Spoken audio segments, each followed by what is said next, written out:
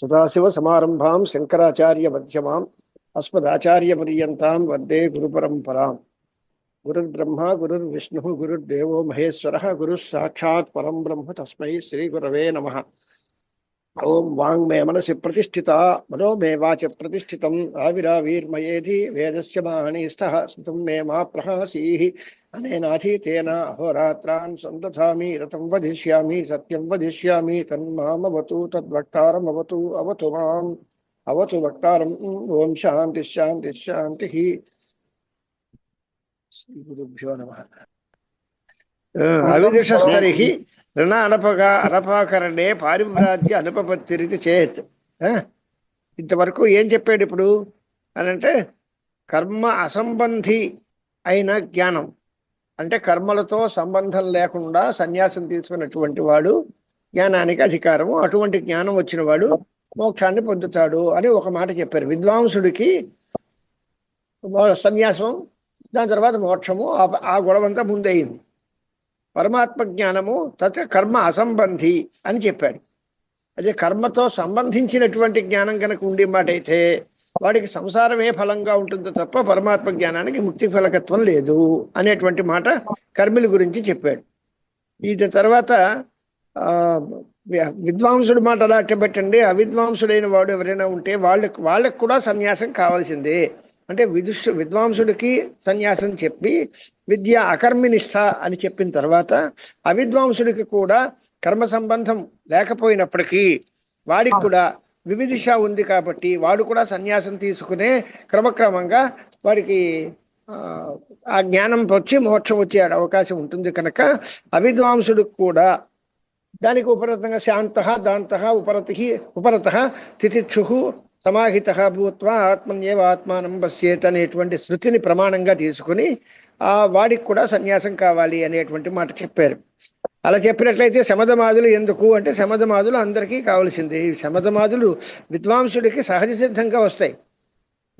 అవిద్వాంసుడైనటువంటి వాడు దాన్ని సాధన చేసుకోవాల్సి వస్తుంది అని ఈ రకంగా వెనకాలవన్నీ చెప్పిన తర్వాత ప్రశ్న ఏం చేశాడంటే, కర్మాచరణం కనుక మానేసి సన్యాసం తీసుకుంటే అప్పుడు యావజ్జీవశ్రుతి చోదితమైనటువంటి కర్మలు ఉన్నాయి కదా, వాటికి త్యాగం ఎలా కుదురుతుంది?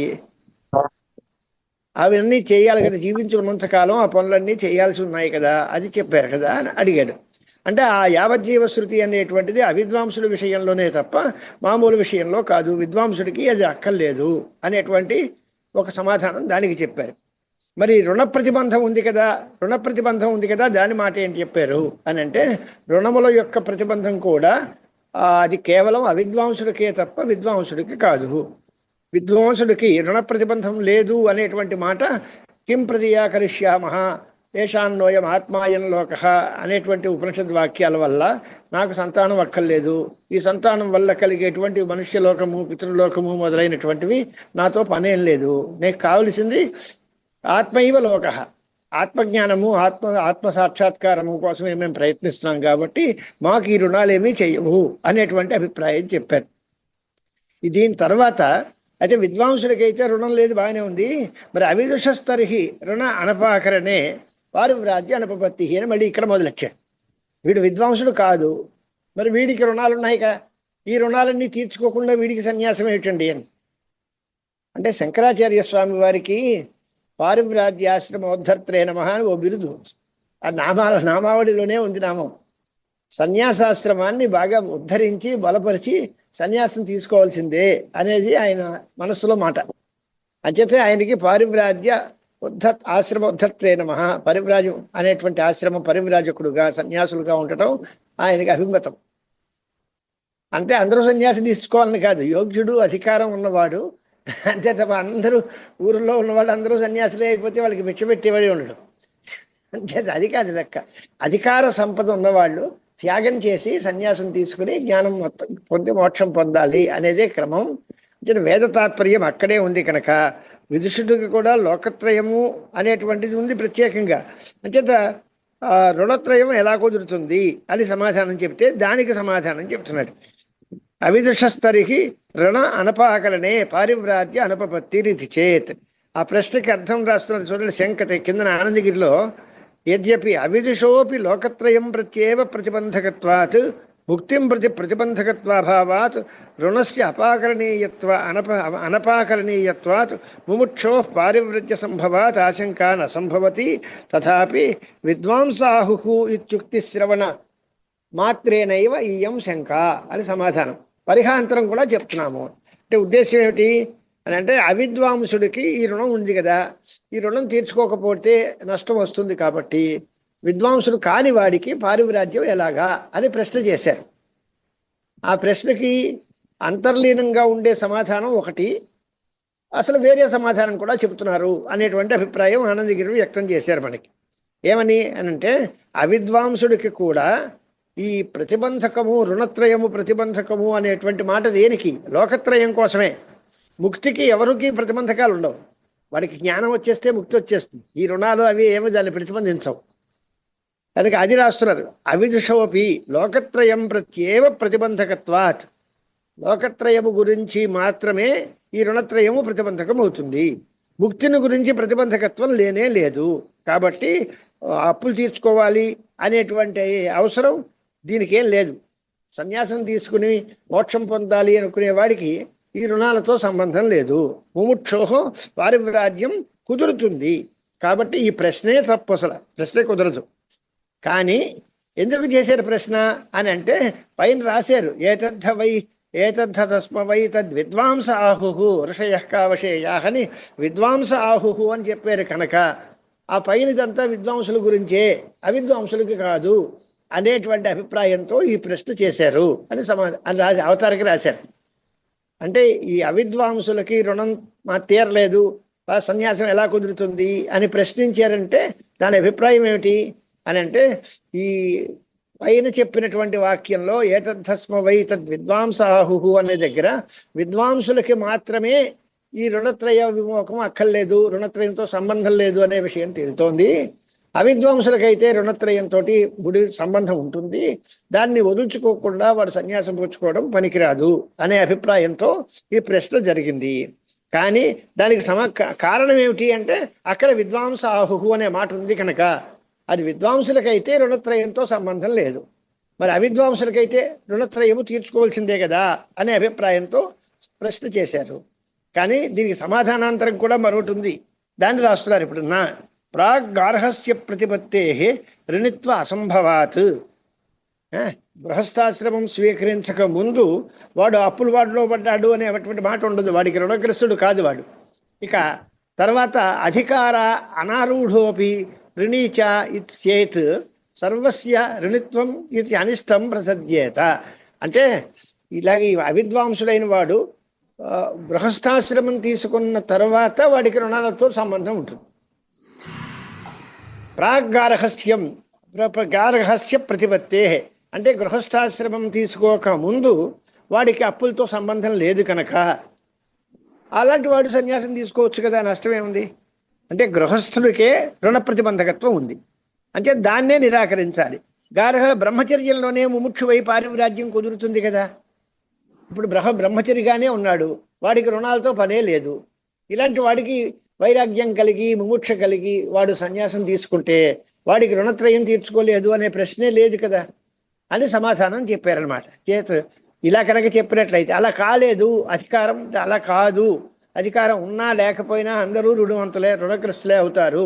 గృహస్థాశ్రమం స్వీకరిస్తేనే రుణాలు ఉంటాయి, తీసుకోకపోతే రుణాలు లేవు అనే మాట మేము ఒప్పుకోము అని కనుక అంటే అప్పుడు సర్వస్య రుణిత్వం ఇది అనిష్టం ప్రసిద్ధ్యేత, అందరూ రుణగ్రస్తులే అనేటువంటి మాట వస్తుంది.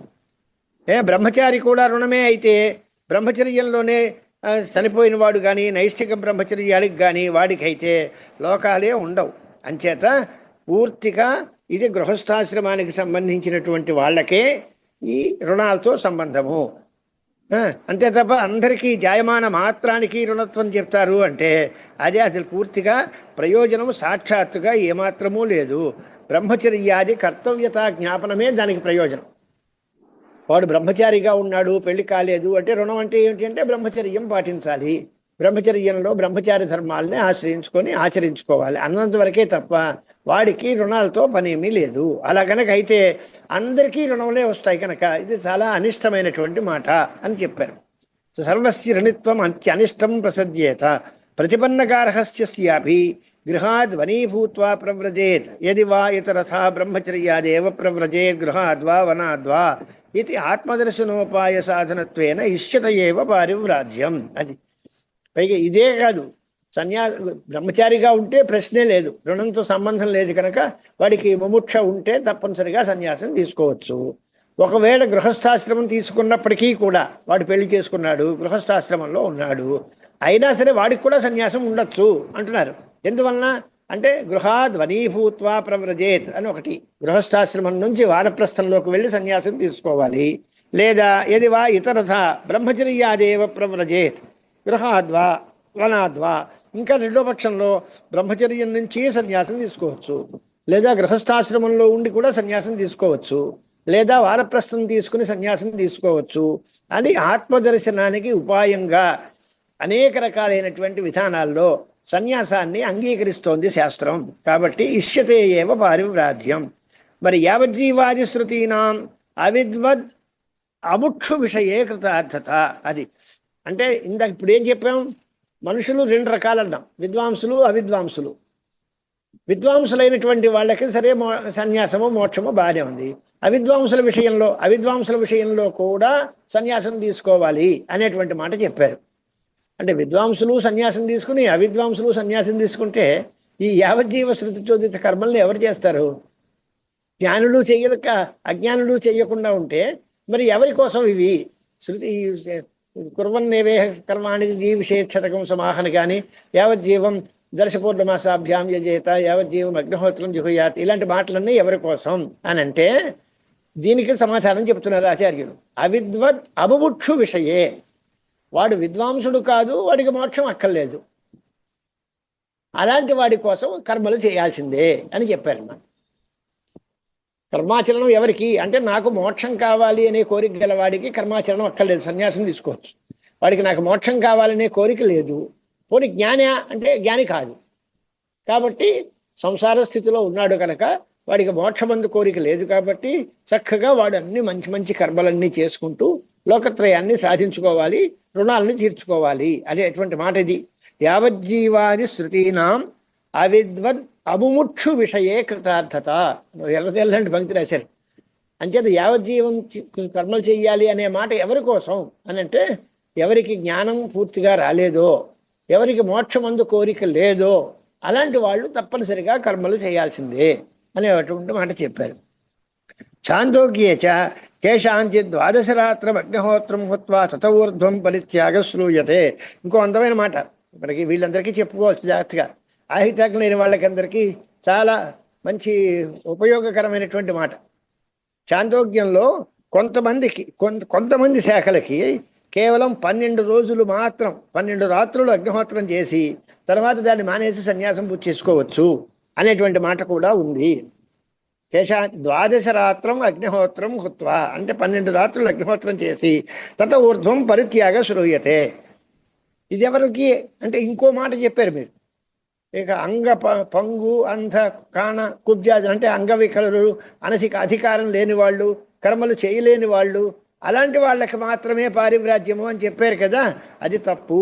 యత్ అనధికృతానాం పారివ్రాజ్యమితి తన్న తేషాం పృథకేవ ఉత్సన్నాగ్ని అనగ్నికోవా ఇత్యాది శ్రవణాత్ సర్వస్మృతిషు చ అవిశేషేణ ఆశ్రమ వికల్ప ప్రసిద్ధ సముచ్చయశ్చ అన్నారు. అంచేత పూర్తిగా వాళ్ళ కోసం కాదు ఇది. ఉత్సన్నాగ్ని, నష్టాగ్ని, నిరగ్ని, అపరిగృహీతాగ్ని అనేటువంటి భేదాలు అన్ని అలాంటి వాళ్ళకి కూడా పూర్తిగా బ్రహ్మచర్యాలు ఇవన్నీ కలిపి ఉంటాయి కనుక వాళ్ళకి సన్యాసం అనేటువంటి మాట కాదు. పూర్తి దీనికోసం అంచేత అధికారం లేని వాళ్ళకే సన్యాసము అనే మాట కుదరదు. వాళ్ళకి అధికారం లేనటువంటి వాళ్ళకి వాళ్ళ అనగ్ని లేకపోతే ఉత్సన్నాగ్ని అనేటువంటి అభిప్రాయాలు వాళ్ళకు ఉన్నాయి కనుక పూర్తిగా అన్ని స్మృతులలోనూ కూడా సన్యాసం తీసుకోవటము అనేటువంటిది అందరికీ ఇష్టము, దానిలో అనుమానం లేదు. దీనిలో సముచ్చయము వికల్పము 2 రకాలు ఉన్నాయట. ఏమని అని అంటే అక్కడ కింద రాశారు చూసుకోండి. సర్వస్మృతిషు చేతి అతయేవ బ్రహ్మచర్యవాన్ వ్రజతి బుద్ధ్వా కర్మాణి యమిచ్చేత్తమావసేత్ బ్రహ్మచారి గృహస్థో వా వానప్రస్థోథ భిక్షుక య ఇచ్చేత్ పరమం స్థానముత్తమాం వృత్తిమాశ్రయేత్ అనే స్మృతుల్లో వికల్పం. అధీత్య విధివద్వేదాన్ పుత్రాన్ ఉత్పాద్య ధర్మత ఇష్ట్వాచ శక్తితో యజ్ఞైర్మనో మోక్షే నివేశయేత్ అనే దానికి సముచ్చయం. ఇంచేత ఇది ఆశ్రమ వికల్పము, ఆశ్రమ సముచ్చయము కూడా అన్ని స్మృతుల్లోనూ ప్రసిద్ధంగా ఉన్నాయి కాబట్టి ఆశ్రమం తీసుకోవడంలో ఎటువంటి అభ్యంతరము లేదు. మరి మీరు ఇదివరకు ఇంకో మాట చెప్పారు కదా, ఎత్తు విదిష అర్థప్రాప్తం యుత్థానం ఇది అశాస్త్రార్థత్వే గృహే వనేవాతిష్టత న విశేష ఇది అన్నారు. అంటే విద్వాంసులైన వాడు జ్ఞానం సంపాదించుకుంటే ఆ జ్ఞానికి అది మొత్తం ఆ జ్ఞాన మహిమ చేతనే ఈ త్యాగము సన్యాసము అర్థప్రాప్తంగానే వ్యుత్థానం వస్తుంది. అంటే వాళ్ళకి ఏషణాత్రయం పోతుంది అని అర్థం. వ్యుత్థానం అంటే ఏషణాత్రయ వ్యుత్థానం అంటే కోరికలు నశించిపోతాయి. వాళ్ళు జ్ఞానం పొందిన తర్వాత దీనిలో పెద్ద సారమేమీ లేదు కనుక ఈ పెళ్ళం నాకెందుకు, ఈ పుత్రులు నాకెందుకు, ఈ ధనం ఎందుకు నాకెందుకు అనేటువంటి ఆలోచన ఉంటారు. వాళ్ళకి వ్యుత్థానము అర్థసిద్ధం. అర్థప్రాప్తమైన దానికి శాస్త్రార్థంగా చెప్పక్కర్లేదు. అంటే శాస్త్రం చెప్పింది కనుక యుత్థాయ అంటే పుత్రేషణాయాశ్చ విత్తేషణాయాశ్చ యుత్థాయ అని శాస్త్రం చెప్పక్కర్లేదు. అది వాళ్ళకి జ్ఞానమహిమ చేత అర్థాత్ సిద్ధిస్తుంది అని చెప్తే దాని పక్షంలో అప్పుడు ఏం చెప్పారు, అప్పుడు వాడి ఇంట్లో ఉండే ఏంటి వనంలో ఉండేవాడి తేడా ఏముందండి అని అడిగారు కొంతమంది. అంటే జ్ఞానం చేతనే వ్యుత్థానం వచ్చేస్తే అంచేత వ్యుత్థానము అనేది శాస్త్రీయం కాదు కాబట్టి తప్పనిసరిగా సన్యాసం తీసుకోవాలి అనే విషయం శాస్త్రం చెప్పట్లేదు. వాళ్ళకి అర్థాత్ సిద్ధిస్తుంది. వాళ్ళ జ్ఞాన మహిమ చేత ఈ కోరికలన్నీ పోతాయి. అలాంటి వాడు ఇంట్లో ఉంటేయే అడవిలో ఉంటేయే వాడు సన్యాసం ఎందుకు అనేటువంటి అభిప్రాయం కొంతమంది ప్రశ్నించారు. అది కూడా తప్పు అంట. అశాస్త్రార్థత్వే గృహే వనేవాతిష్టతో నవిశేష ఇది అని కొంతమంది అన్నారు. తదసత్ ఎందువలన వ్యుత్థానస్యైవ అర్థప్రాప్తత్వాత్ నా అన్యత్ర అవస్థానం స్యాత్. వ్యుత్థానమే అర్థప్రాప్తం కనుక గృహమందు ఉండేటువంటి అవకాశం వాడికి లేనే లేదు. అంటే గార్హస్థ్యంలో ఉండే అవకాశం లేదు. అర్థత సిద్ధించింది, జ్ఞానం వచ్చింది. జ్ఞానం వల్ల వాడికి ఏషణాత్రయ సన్యాసం వచ్చింది అన్నప్పుడు వాడు మళ్ళీ గృహస్థుగా ఉంటాడు అనే మాట ఎలా కుదురుతుంది? అంచేత ఏషణాత్రయ వ్యుత్థానమే అర్థసిద్ధము, జ్ఞానం చేత వచ్చేది. అంతే తప్ప ఆశ్రమంలో గృహస్థాశ్రమంలో ఉంటాడు అనేటువంటి మాట చాలా పొరపాటు. అన్యత్ర అవస్థానస్య కామకర్మ ప్రయుక్తత్వం హి అవోచామ. అంటే గార్హస్థ్యంలోనే ఉన్నాడు అనేటువంటి అభిప్రాయం ఏమిటి అంటే వాడికి చక్కగా కోరికలున్నాయి, పనులు చేస్తున్నాడు, దాని చేతనే గృహస్థాశ్రమంలో ఉన్నాడు అనేటువంటి విషయం మేము ఇదివరకే చెప్పాము. గృహస్థాశ్రమం తీసుకునేటువంటి వాడు కూడా కామనా ప్రయుక్తంగానే తీసుకుంటాడు. తదభావ మాత్రం వ్యుత్థానం ఇది చ. అది లేకపోవడమే కామాది అభావమే వ్యుత్థానము, కోరికలు లేకపోవడమే వ్యుత్థానము అనేటువంటి అభిప్రాయం కనుక పూర్తిగా దానికోసం పెద్ద పనేం చేయక్కర్లేదు. కాబట్టి వాడు గృహస్థాశ్రమంలో ఉండే చేస్తాడు అంటే మాట కుదరదు. అర్థసిద్ధమే వ్యుత్థానం, రైటే, అంతవరకు ఒప్పుకుంటాం. వ్యుత్థానం మాత్రమే అర్థసిద్ధం, కానీ వాడు గృహస్థాశ్రమంలో కొనసాగడం అనేది అర్థసిద్ధం కాదు. అంటే జ్ఞానవంతుడు, జ్ఞాని అయినవాడు జ్ఞానం కలిగిన తర్వాత వాడు నేను ఇంట్లోనే ఉంటాను, గృహస్థాశ్రమంలోనే ఉంటాను అనే మాట కుదరదు. వాడికి అర్థసిద్ధంగానే వ్యుత్థానం కలుగుతుంది అనేటువంటి మాట. అలా కాదు ఇంట్లోనే ఉంటాడు అంటే వాడు జ్ఞాని కాదు, కామకర్మ ప్రయుక్తంగానే గృహస్థాశ్రమంలో ఉంటాడు. అంటే వాడికి కోరికలు అవి తీరలేదు. దాన్ని అదేం చెప్పాలి వ్యుత్థానం అనే దానికి. ఆ తదభావము అంటే కోరికలు లేకపోవడమే మేము చెబుతున్నాం. కోరికలన్నీ వదులుచుకోవాలి, త్యాగం అలవాటు చేసుకోవాలి, సన్యాసం తీసుకుని జ్ఞానం చేత మోక్షం సంపాదించాలి అనేది మనం చెప్పే మాట. యథాకామిత్వంతు విదుష అత్యంతం అప్రాప్తం అత్యంత మూఢ విషయత్వేన అవగమాత్. కోరికల ప్రకారమే ఉంటాము అనేటువంటి మాట. వ్యుత్థానం అశాస్త్రార్థం అంటే యథేష్ట చేష్ట చేసుకోవచ్చు కదా. అంటే నా ఇష్టం వచ్చినట్టుగా చేసుకుంటాను, కోరికలతో నాకు ఎలాగ ఉంటాను అంటే నిషిద్ధ చేష్ట శాస్త్రార్థ జ్ఞాన శూన్యుడికి కూడా ఉంటుందిగా. అంచేత అత్యంతం మూఢమైనటువంటి అభిప్రాయం అవి రెండూ కూడా విద్వాంసుడికి ఉండదు కనుక వాడు అసలు నిషిద్ధ చేష్ట అనేది ఉండదు. యథాకామిత్వం అనేది తోచినట్టుగా చేస్తాడు, తప్పుడు పనులు కూడా చేస్తాడు. ఇలాంటి ప్రశ్నలకి అవకాశమే లేదు. యథాకామిత్వంతు విదుష అత్యంతం అప్రాప్తం. అంటే విద్వాంసుడు జ్ఞాని కలిగినటువంటి వాడు ఇష్టం వచ్చినట్టుగా సంచరిస్తాడు, లేదా అది చాలా పొరపాటు. ఇష్టం వచ్చినట్టుగా సంచరిస్తాడు అంటే చేష్ట కామాది ప్రయుక్తమైన చేష్ట కానీ లేదా నిషిద్ధ చేష్ట కానీ ఉండొచ్చు అన్నట్టుగా కనిపిస్తోంది. అది చాలా పొరపాటు. అది అత్యంత మూఢులు చేసే పని కానీ జ్ఞానులైనటువంటి వాళ్ళు చేసే పని కాదు. శాస్త్రం ఎప్పుడైతే బాగా జ్ఞానం ఉందో వాడు శాస్త్రీయమైనటువంటి విషయాలనే చేస్తాడు తప్ప అతి క్లేశావకమైనటువంటి విషయాల్లో అవివేకంగా అనవసరమైనటువంటి తప్పుడు పనులు వాళ్ళు చెయ్యరు. కాబట్టి అది అత్యంతం అప్రాప్తం. యథాకామిత్వం అనేది జ్ఞానికి అసలు సుతరాము కుదరదు, రాదు. అది ఎందువల్ల అత్యంత మూఢ విషయత్వేన అవగమాత్. అది యథాకామిత్వం అంటే ఇష్టానుసారంగా సంచరించడము అనేది అత్యంత మూఢులు చేసే పని అని వాళ్ళకి తెలుసు. వాడికి కనుక తథా శాస్త్రశోధితమపి కర్మ ఆత్మవిద అప్రాప్తం గురు భారతయా అవగమ్యతే కిముత అత్యంత వివేక నిమిత్తం యథాకామిత్వం. అత్యంత అవివేక నిమిత్తం యథాకామిత్వం అంటే శాస్త్రచోదితమైన కర్మలు కూడా వాడు జ్ఞానం పొందాడు. అలాంటి వాడు ఈ కర్మాచరణం చేస్తాడా అంటే చెయ్యడు. శాస్త్రం చెప్పిన పనులే చేయడు వాడు. ఎందుకంటే ఇదంతా పెద్ద బరువు అండి, ఇదంతా మాకు ఎందుకండి అంటాడు. ఈ పనులు చేయడం వల్ల నాకు అనవసరమైనటువంటి గురుతర భారము అతి క్లేశము కలుగుతున్నాయి కాబట్టి శాస్త్రం చెప్పిన పనులు కూడా వాడు మానేస్తాడు ఆ త్యాగబుద్ధితో. మరి అలాంటప్పుడు వద్దు అన్నటువంటి అత్యంత అవివేకంతో మూఢులుగా చేసేటువంటి యథాకామిత్వానుసరణం జ్ఞాని ఎందుకు చేస్తాడు అంటే శాస్త్రం చెప్పిన పనులు కూడా మంచి గొప్ప ఫలితాలు ఇస్తాయి అని చెప్పినప్పటికీ శాస్త్రం వాటిని కూడా అదే పెద్ద బరువుగా భావించి అది కూడా అక్కర్లేదు అనుకునే జ్ఞాని అనవసరమైనటువంటిది తప్పుడు పనులని ఎందుకు చేస్తారు?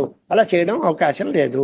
నహి ఉన్మాద తిమిర దృష్ట్యుపలబ్ధం వస్తు తదపగమేపి తథైవ స్యాత్ ఉన్మాద తిమిర దృష్టి నిమిత్తత్వాదేవ తస్య. అంటే ఒకడు పిచ్చెత్తింది, వాడు ఆ పిచ్చిలో ఏదో వస్తువు చూశాడు, లేదా చీకట్లో ఏదో వస్తువు చూశాడు.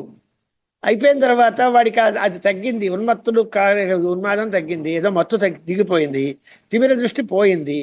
తర్వాత కూడా ఇదే దృష్టి ఉంటుందా వాడికి? ఏదో రకంగా చీకట్లో ఏదో ఒక వస్తువును చూసి మరొక రకంగా అనుకున్నాడు. చీకటి పోయి వెలుతురు వచ్చిన తర్వాత కూడా అలాగే అనుకుంటాడా? అది తిమిర దృష్టి.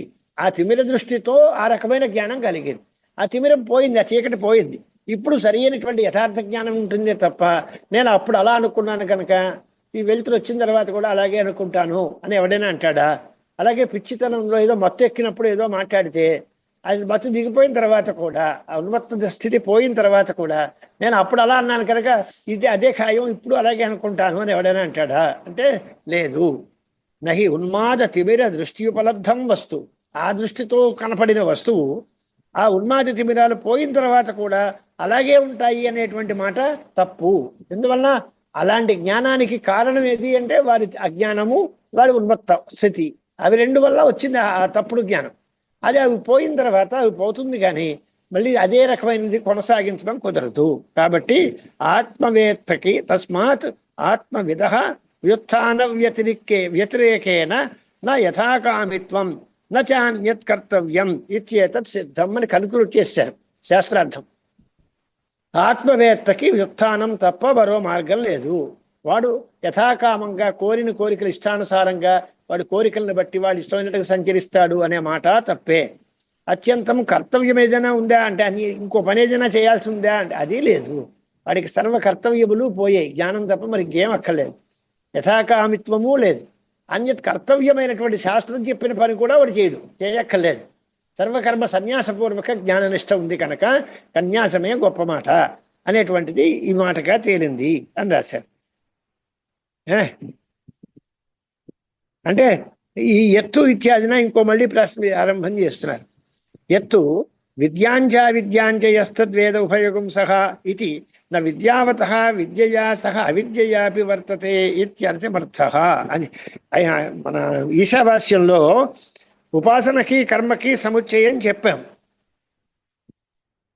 అంటే జ్ఞానకర్మ సముచ్చయానికి అవకాశం లేదు. అంచేత అది విద్యాంచ అవిద్యాంచ అనేటువంటి మాటకి ఆ పూర్వపక్షుల యొక్క అభిప్రాయంలో విద్య అంటే జ్ఞానమని, అవిద్య అంటే కర్మ అని ఈ రెండింటినీ కలిపి చేస్తాడు అనడంతో జ్ఞానకర్మ సముచ్చయం శృతికి అర్థమని వాళ్ళు భ్రమపడ్డారు. ఈశావాస్య భాష్యం నేను చెప్పిన దాన్ని బాగా చదువుకున్న వాళ్ళకి ఈ ముడి విడిపోతుంది. విద్యావంతుడికి విద్యయో సహా అవిద్య లేదు. ఎందువలన వాడికి విద్య ఉంటే జ్ఞానం వచ్చేస్తే, జ్ఞానం వచ్చిన తర్వాత అవిద్య ఎందుకు ఉంటుంది? జ్ఞానం చేత అవిద్య పోతుంది కదా.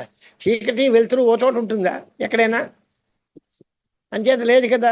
మరి ఇంకేమిటి దీని అర్థం అని అంటే, దీని అర్థం కర్మకి ఉపాసనకి సముచ్చయము. అక్కడ విద్యాశబ్దానికి ఉపాసన అర్థము, అవిద్యాశబ్దానికి కర్మ అర్థము అనే విషయాలు మేము ఇదివరకే చెప్పాము అంట. విద్యాంచ అవిద్యాంచ యస్తద్వేదోభయోగం సహ ఇది నా విద్యావత విద్యయా సహ అవిద్యాపి వర్తతే ఇత్యయమర్థ. దీనికి విద్వాంసుడైన వాడికి విద్యతో పాటు అవిద్య కూడా ఉంటుంది అనే అర్థం కానే కాదు. మరి ఇంకేమిటి అని అంటే, కస్తర్హి ఏకస్మిన్ పురుషే ఏకదైవన సహ సంబంధే అతాం ఇత్యర్థ. ఎప్పుడు ఒక మనిషి ఒకే సమయంలో విద్య అవిద్య రెండూ కలిగివాడు ఎప్పుడూ కాదు.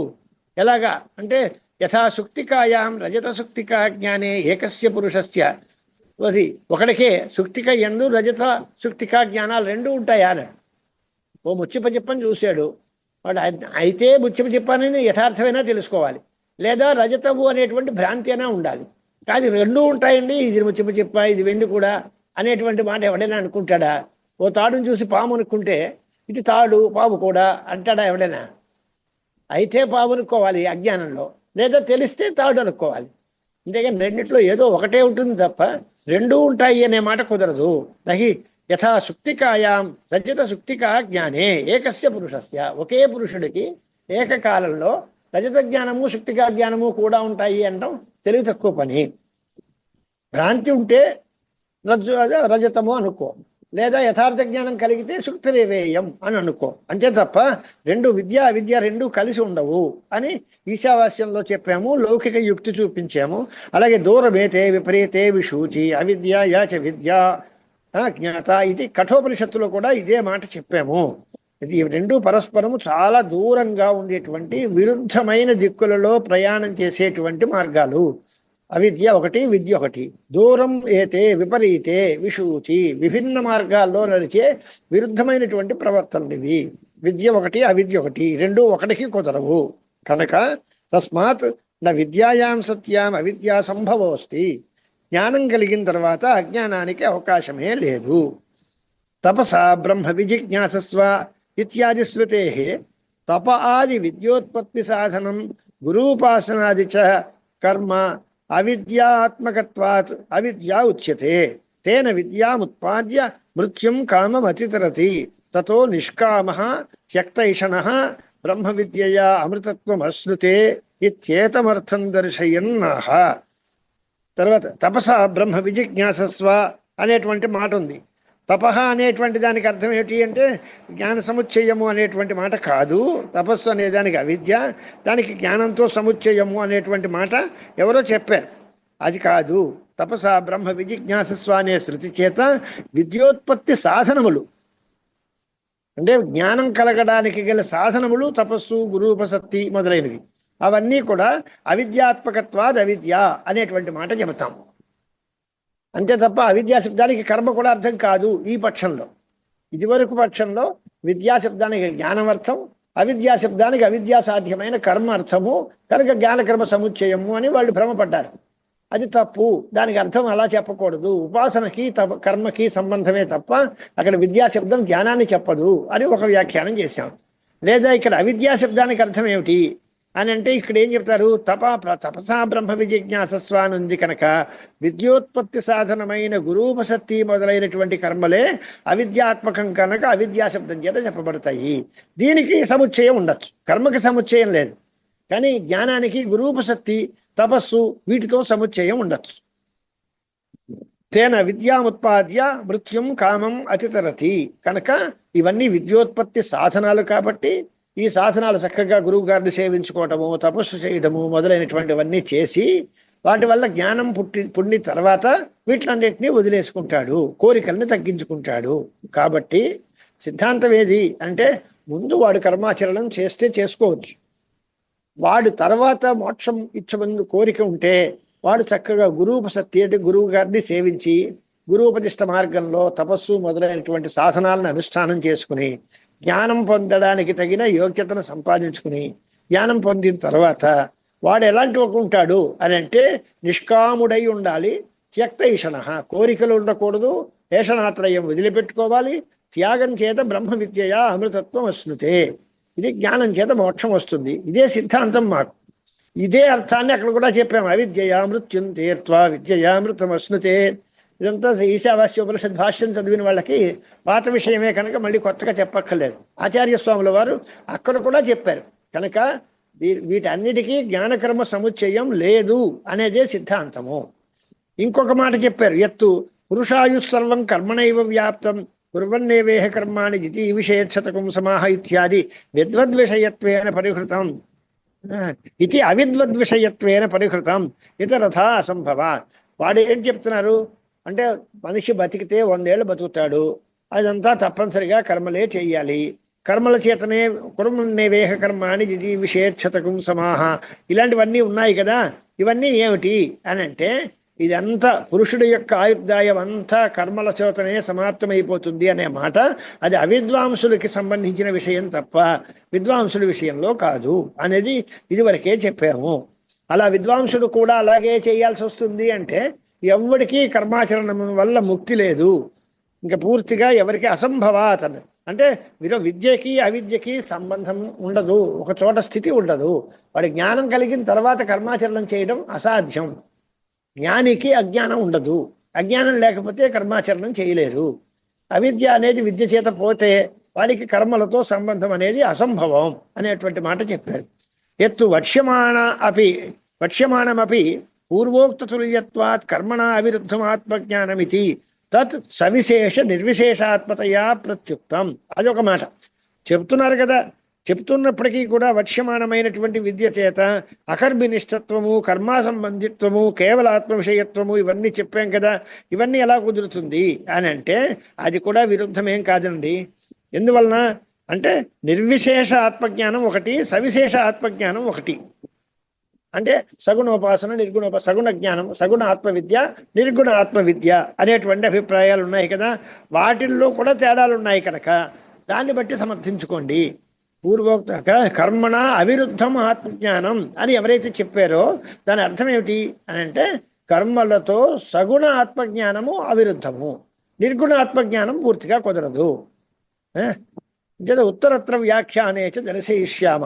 ఇదే పూర్తిగా మేము ఎదురు కూడా చెప్తాం. కాబట్టి నిర్గుణమైనటువంటి శుద్ధమైన ఆత్మవిద్య ఏనాటికి కర్మలతో సంయోగం కానీ సముచ్చయం కానీ కుదరదు. ఇంకా సగుణ ఆత్మవిద్యకి కావాలంటే కర్మలతో సముచ్చయం చెప్తే చెప్పుకోండి కొంచెం వరకు. అది విరుద్ధం కాదు.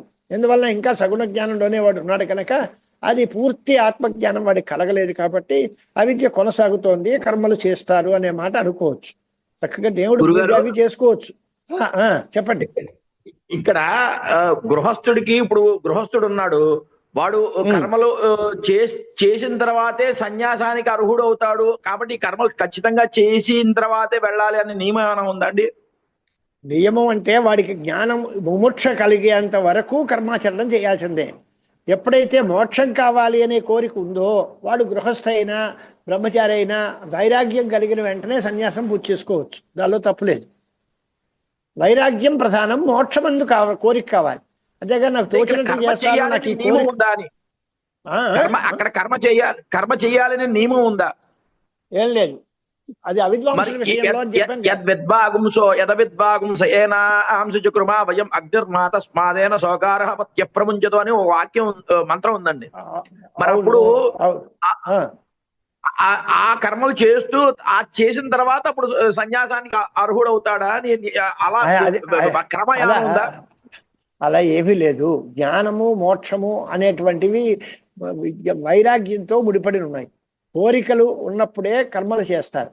వాడికి కోరికలన్నీ పోయి నాకు త్యక్త ఈషణ అంటే కోరికలు లేకుండా బాహ్య విషయాల మీద ఆసక్తి లేకుండా నిష్కాముడై ఉన్నవాడు, వాడికి కర్మలతో సంబంధం లేదు, బ్రహ్మ విద్యతో జ్ఞానం సంపాదించుకునే అవకాశం ఉంది.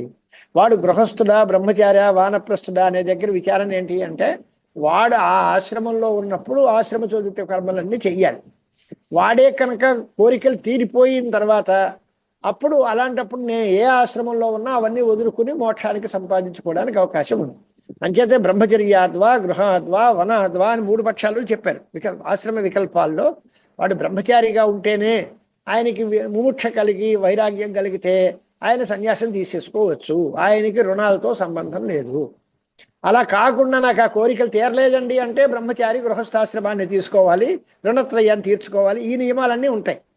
ఎవరికి కోరికలు లేకుండా వైరాగ్యం కలిగి బాహ్యేషణలన్నీ లేవో వాడికి సాక్షాత్తుగా జ్ఞాన మార్గం ఎప్పుడు తెరిచే ఉంటుంది. వాడికి ఏ విషయంలోనూ అనుమానం లేదు. కానీ అది మనకు ఉందా లేదా చూసుకోవాలి. మనకి కోరికలు తీరలేదు, ఇవన్నీ కావాలనుకుంటున్నాం, భోగాలన్నీ అనుభవించాలనుకుంటున్నాం అన్నప్పుడు యథాకర్మలు గృహస్థాశ్రమం ఆశ్రమ ధర్మాలన్నీ పాటించాల్సిందే. ఆ ఆశ్రమంలో ఉన్నప్పుడు ఆ ఆశ్రమ కర్మలన్నీ వాడు చేస్తూ ఉండాల్సిందే. ఇదంతా అవిద్వత విషయం అని తేల్చారు. విద్వాంసుడైనటువంటి వాడు ఎందుకు చేస్తాడు? నిజమైన విద్య వస్తే, జ్ఞానం వచ్చేస్తే వాడికి అజ్ఞానమే ఉండదు కనుక కర్మాచరణం ఉండదు. అంచేత ఇప్పుడు ఇక్కడ ఏం చెప్తున్నారు, ఈ మాటల్లో ఏం చెప్తున్నారు అని అంటే, వాడు ఒకవేళ జ్ఞాని అన్నాడు అనుకుందాము, కర్మలతో ఆత్మజ్ఞానం విరుద్ధం కాదు, అవిరుద్ధము అంటున్నాడు. అది సవిశేష ఆత్మజ్ఞానమునకు కర్మలతో విరోధం లేదు, సగుణమైన విద్యకి లేదు. కానీ నిర్విశేష ఆత్మజ్ఞానము ఈ కర్మాచరణము పరస్పరం పూర్తిగా విరుద్ధములు. కర్తృత్వ భావన ఉంటే కానీ కర్మాచరణం లేదు. నేను కర్తను కాదు, భోక్తను కాదు, నాకేమి సంబంధం లేదు అనేటువంటి అభిప్రాయం ఉంటే కానీ జ్ఞాని కాదు. ఈ రెండు ఒక చోట పొసగవు. కర్మకి జ్ఞానానికి ఎటువంటి సంబంధము లేదు. ఒకవేళ ఉందని మీరు ఏదైనా భ్రమపడితే అది సగుణ విద్య కోసం లేదా ఉపాసన కోసం లేదా జ్ఞానప్రాప్తి సాధనమైనటువంటి వాటితో సముచ్చయాలు చేస్తే చేసుకోండి తప్ప పూర్తిగా నిర్గుణమైనటువంటి బ్రహ్మ విద్య వచ్చిన వాడికి కర్మలతో సంబంధమే లేదు అనేది ఆచార్య స్వామి వారి సిద్ధాంతం.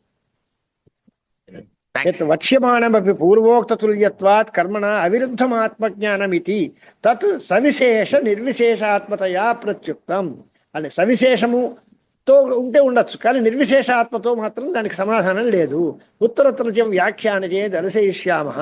అతః కేవల నిష్క్రియ బ్రహ్మాత్మైకత్వ విద్యా ప్రదర్శనార్థం, అంటే కేవలము నిష్క్రియమైనటువంటి బ్రహ్మాత్మ ఏకత్వ విజ్ఞానం. నిష్క్రియము అంటే ఎటువంటి కర్మ సంబంధము లేనటువంటి కేవల బ్రహ్మ, అదే ఆత్మైకత్వము. బ్రహ్మ ఆత్మ ఒకటే, అయమాత్మ బ్రహ్మ, ప్రజ్ఞానం బ్రహ్మ అనేటువంటి అభిప్రాయంతో దాన్ని చెప్పడం కోసమే ఈ ఉత్తర గ్రంథం ఐతరేయోపనిషత్తు ఆరంభింపబడుతోంది అనేది భూమికి గట్టి బలంగా రాశారు. ఓం వాంగ్మే మనసి ప్రతిష్ఠిత మనోభేవాచి ప్రతిష్ఠితం అనేటువంటి శాంతి పాఠం చేసి ఓం ఆత్మావా ఇదమేక ఏవాగ్రహాసీత్ నాణ్యత్ కించన మిషత్ అని ఉపనిషత్తు ఆరంభం చేశారు. దానికి అయ్యా ఇప్పుడు ఇందాకలా భాష్యంలో ఒక వాక్యం మీ సందేహం ఉందండి, నాకు అర్థం కాలేదు. చెప్పండి. ఎందుకంటే ప్రాగ్ గార్హస్థ్య ప్రతిపత్తే రుణిత్వ అసంభవాత్ అన్నారు కదండి. అవును, బ్రహ్మచారిగా ఉన్నప్పుడు రుణాలు లేవు. అయితే ఇప్పుడు నా సందేహం ఏంటంటేనండి, గృహస్థుడికి రుణత్రయం తీరకుండా చనిపోయాడు అనుకోండి, మళ్ళీ పుట్టినప్పుడు బ్రహ్మచారిగా, మొదట్లో బ్రహ్మచారిగా ఉన్నప్పుడు మరి ఈ ప్రారంధం ద్వారా రుణత్రయాలు మిగిలిపోయే ఉండాలి కదా. మళ్ళీ చెప్పండి. వాడు మామూలుగా అలా కాదు, గృహస్థాశ్రమం తీసుకోలేదు ఏమండి, అంటే ప్రారంధం ద్వారా రుణత్రయం రావడానికి సంబంధం ఉందా అని నాకు అదే సందేహం వచ్చిందండి. ఎందుకంటే పూర్వజన్మలో గృహస్థుడిగా వాడు, అది కాదండి, వాడు బ్రహ్మచారి అన్నారు, వాడికి రుణాలు ఉన్నాయా లేదా? నేను అనుకుంటున్నాను పూర్వజన్మలో నుంచి ఒకవేళ మిగిలిపోయి ఉంటే రుణత్రయం ప్రారంధంగా మిగిలిపోయి ఉంటే అది ఉంటాయిగా బ్రహ్మచర్యం. మహేష్, ఇది ఉందా, భాష్యం ఉంది కదా, 638 పేజీ చూడండి, 638 మధ్యలో 16వ లైన్లో అనిష్టమితి అని రాశారు. అక్కడ బ్రహ్మచారిణోపి రుణిత్వే బ్రహ్మచర్యే ఏవ మృతస్య నైష్ఠికస్య చ లోక ప్రతిబంధస్య తచ్చ అనిష్టం అష్టాతీర్థసహస్రాణి ఇత్యారభ్య తదేవ గురువాసినామిత్యాది పురాణే లోకప్రాప్త్యుక్తే ఇత్యర్థః అని మాట రాశారు. అంటే బ్రహ్మచారి అయిన వాడు కూడా రుణగ్రస్తులవుతాడు అని కనుక మీరు ఉండే మాట అయితే అనుకుంటే, బ్రహ్మచర్యంలోనే వాడు చనిపోయాడు అనుకుందాం, లేదా నైష్ఠిక బ్రహ్మచారులు ఉంటారు, యావజ్జీవనం నేను బ్రహ్మచర్యంతో ఉంటాను అంటాడు, వాడికి రుణాలు తీరే మార్గం ఏంటి? వాడికి ఇంకా లోకాలు ఏం రావా? సంతానం కలిగితే కానీ పితృలోకం రాదు. వాడి జీవితంలో సంతానానికి యోగ్యతే లేదు, వాడు పెళ్లి చేసుకోడు, బ్రహ్మచారిగానే ఉండిపోతాడు, నైష్ఠిక బ్రహ్మచారిగా ఉంటాడు. ఇంకా వాడికి రుణత్రయంతో సంబంధం అలా ఉండిపోతే శాశ్వతంగా రుణాలు ఉండిపోతాయనే చెప్పాలా? వాడి జ్ఞానం వచ్చి మోక్షం వచ్చే అవకాశం లేదా? అందుచేత బ్రహ్మచారికి రుణత్రయంతో సంబంధం లేదు అని పురాణ సిద్ధంగా అది రాశారు. ఆనందగిరి ఆచార్యులు రాసిన మాట అది. బ్రహ్మచారిణోపి రుణిత్వే బ్రహ్మచర్యే ఏవ మృతస్య నైష్ఠికస్య చ లోక ప్రతిబంధస్య. లోకాలంటే లేకపోతాయి. ఎందువలన? లోకం కావాలి అంటే సంతానం కావాలి. అది వాడికి సంతానం లేదు. లేదా అంటే తప్పు, తచ్చ అనిష్టం, అలా లేదు. అంచేత ఏం చెయ్యాలి అంటే నా కేవలం గార్హస్థ్యాత్ ప్రాగేవ సన్యాస సిద్ధి కింటు విధి బలాత్ గృహస్థస్యాపి తదస్తి అని రెండు రాశారు. ప్రతిపన్న గృహస్థస్యాపి అంటే కేవలం బ్రహ్మచర్యంలో ఉన్నప్పటికీ వాడు సన్యాసం తీసుకునే అవకాశం ఉంది. రుణిత్వం లేదు కనుక. కాదు, ఒకవేళ పెళ్లి చేసుకున్నాడు, గృహస్థాశ్రమంలో ఉన్నాడు, రుణాలు ఉన్నాయి, అయినా సరే వాడికి జ్ఞానం వస్తే వాడు సన్యాసం తీసుకోవచ్చు. ఆ రుణాలు వాడిని ఏం చెయ్యవు. కనుక రుణాలతో సంబంధము, రుణాలతో బాధ అనేది ఎవరికి అంటే వాడు విజ్ఞానం లేనివాడు, మోక్షాచ్ఛ లేనివాడు. రెండు అవిద్వద్ అముముక్షు విషయము. వాడు విద్వాంసువు కాదు, ముముక్షువు కాదు. వాడికి రుణాలు పట్టుకుని తీపుతాయి. వాడికి జ్ఞానం వచ్చినా రుణాలతో సంబంధం లేదు.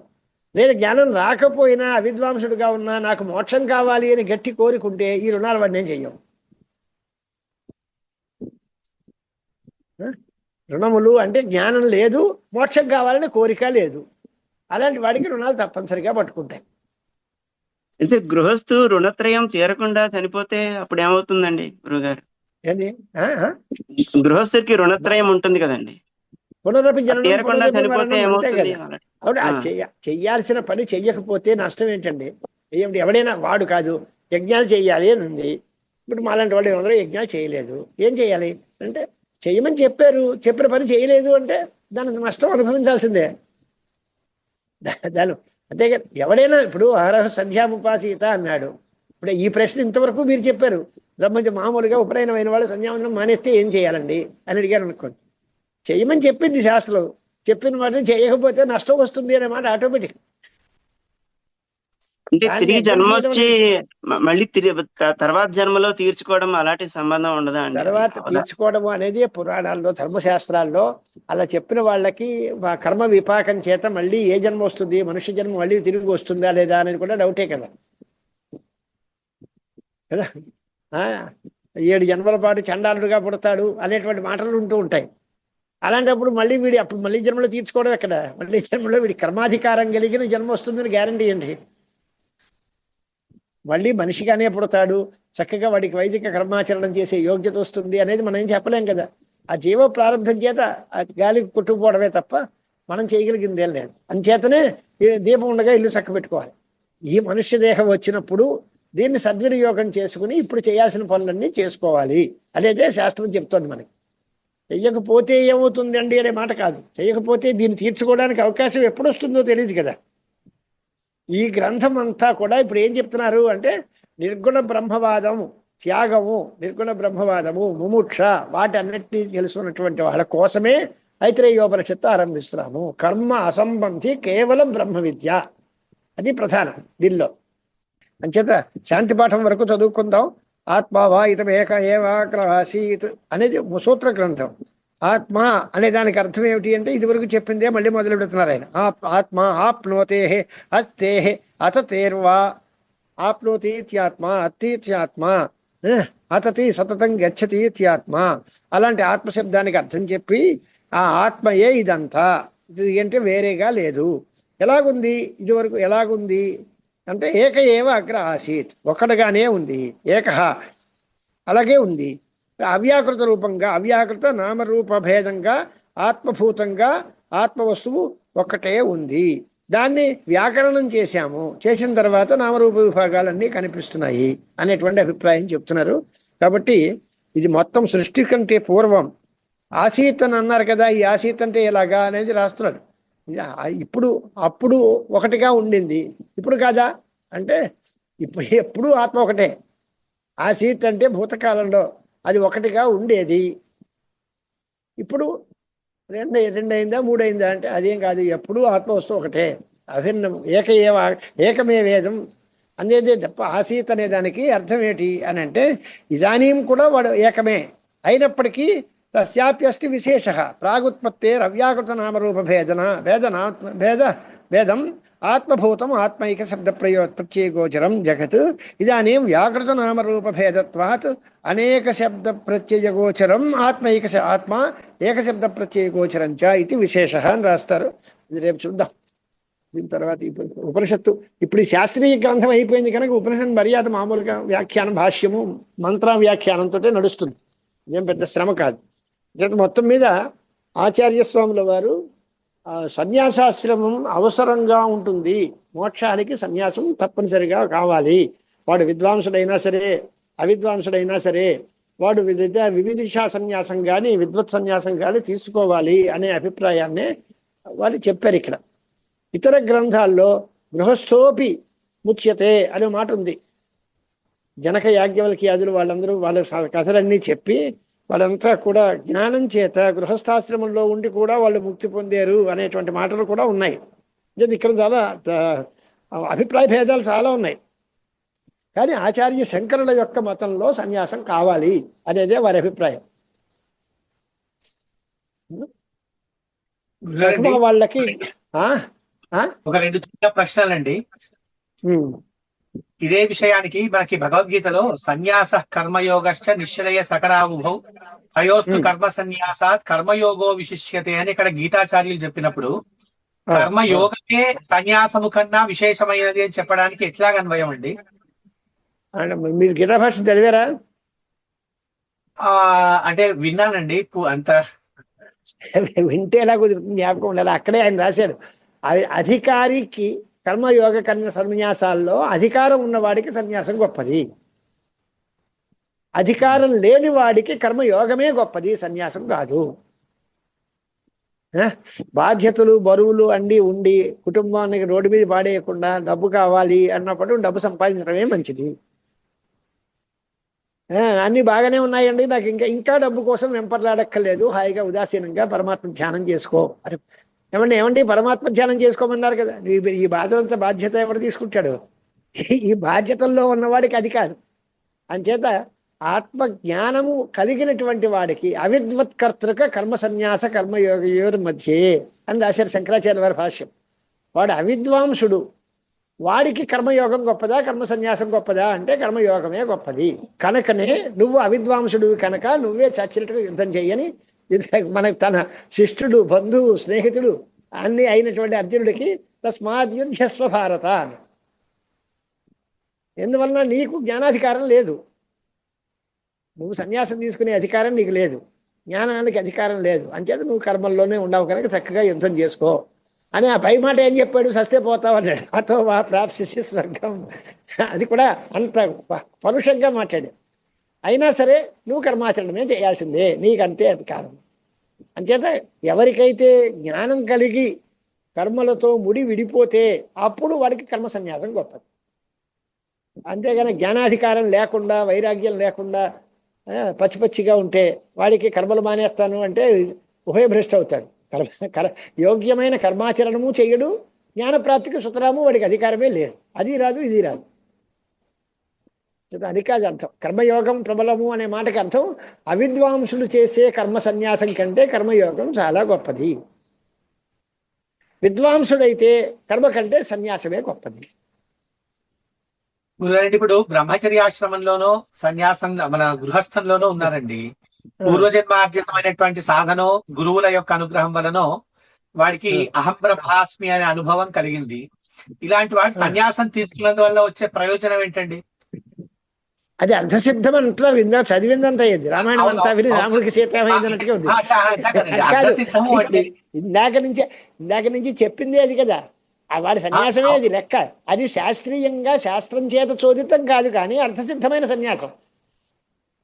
వాడికి ఆటోమేటిక్గా కోరికలన్నీ నశించిపోయాయి, ఏషణాత్రయం వదిలేశాను అన్నాడు కదా, అది అర్థసిద్ధమైన సన్యాసం. ఆ సన్యాసం శాస్త్రం చేత విధింపబడిందని కాదు. గాయత్రి మంత్రానికి ఉదాహరణ చెప్పారండి. ఇప్పుడు ఉపదేశం లేనప్పుడు పిల్లవాడికి గాయత్రి మంత్రం వచ్చిందంటే అలాంటి వాడికి అది అనుష్ఠించే అధికారం ఉండదు. అది ఉపదేశం అయితేనే అనుష్ఠించే అధికారం వస్తుంది, దానివల్ల ఫలం వస్తుంది. కానీ చెయ్యాలి, నువ్వు అది కాదు, చెయ్యాల్సిన పనికి దృష్టాంతం చెబుతున్నావు, మానేయడానికి దృష్టాంతం ఏంటి? సన్యాసం చేయాల్సిన పని కాదు కదా, నివృత్తైషణ. వాడి కోరికలు లేవు, లేవంటే ఏం చేస్తారు? నాకు అక్కర్లేదన్న వాడిని ఏం చేస్తాను? కావాలి అంటే అలా చేయండి, ఇలా చేయండి, ఇలా చేస్తేనే ఇస్తానండి అని ఏదో కండిషన్స్ పెట్టచ్చు. నాకు అక్కర్లేదన్న వాడిని ఏం చేస్తారు?